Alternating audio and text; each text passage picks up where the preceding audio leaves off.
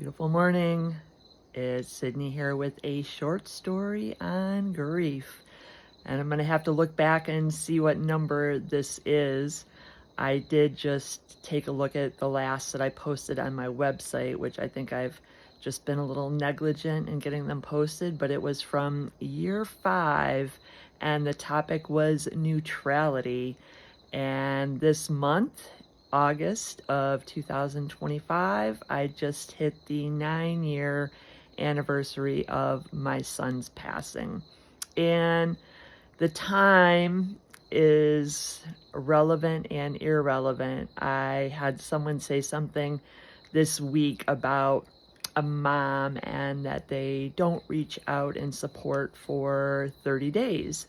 And I found that interesting because in the grief world, in year 1, day 30 is day number 1 repeated 30 times. And that scenario can play out for a long, long time. And I had another situation come up where I saw someone make a post and they went in to see their therapist, and the therapist was, let's talk just about you today. Let's not talk about your child. And this was a mom who is still in her first year of grief.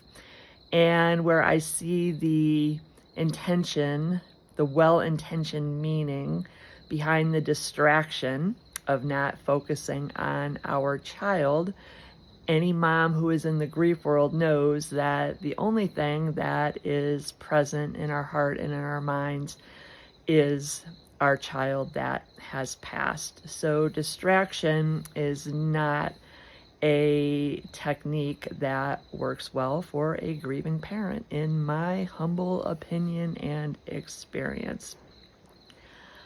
I find myself over and over and over again getting challenged when I hear stories of moms seeking help, counseling, therapy, whatever it happens to be, from someone who has not had the experience of a child passing. I think it's just so important to understand that an education, a background, a teaching is definitely not the same as having gotten the t-shirt, so to speak. Unless you have walked the journey, it is so, I'm going to say, impossible to relate to the heart of a grieving mom. Just imagine you want to hike to the top of a mountain and there's a starting path, but you can't see where it goes. What are you going to do for help? Are you going to look out to someone who has, thought to themselves, I want to climb that mountain. I'm going to research that mountain. I'm going to see what all of the different vegetation, the paths, the peaks, everything that is going to go into hiking that mountain, but not having ever done it?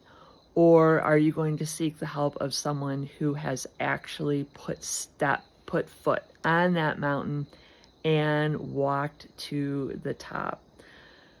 I, here at 9 years in my own mountain of grief, can finally say, after 9 years of focus, processing, diligent awareness, and work on myself, that I do feel like I am at the top of the mountain and looking to the other side, that life is holding experiences and feelings that I did experience before Zach passed.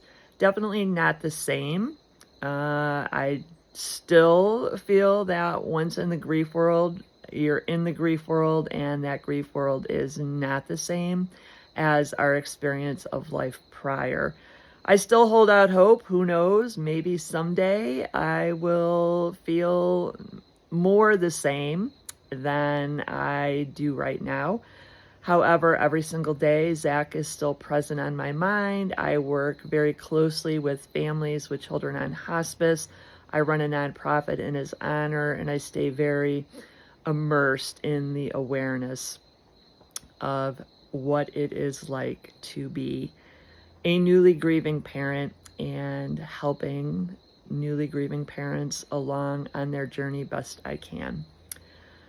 So, overall, in this short story, I think my advice as someone who has climbed the mountain, who is wearing the t-shirt, which actually I do wear my sweatshirts and t-shirts every single day. It's my Grief World wardrobe for Place of Possibility Inc., in which we support financially families that have a child on hospice.